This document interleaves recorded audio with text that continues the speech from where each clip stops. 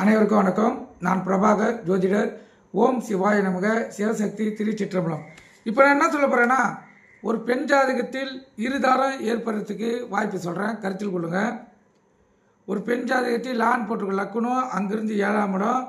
அந்த 7ஆம் இடத்தில் சந்திரன் சனி இருவரும் சேர்ந்து அந்த பெண் ஜாதகத்தில் இருந்தால் அந்த பெண்மணிக்கு இருதார அமைப்பு ஏற்படும். எப்படியும் மறுதாரத்தை அது ஏற்படுத்தி விட்டுரும். ஒன்று விவாகரத்து ஆகிடும், இல்லை கணவரை விட்டு பிரிய வேண்டிய சூழ்நிலை வரும், இல்லை கணவருக்கு கண்டத்தை கொடுத்து மாரகத்தை ஏற்படுத்திடும்.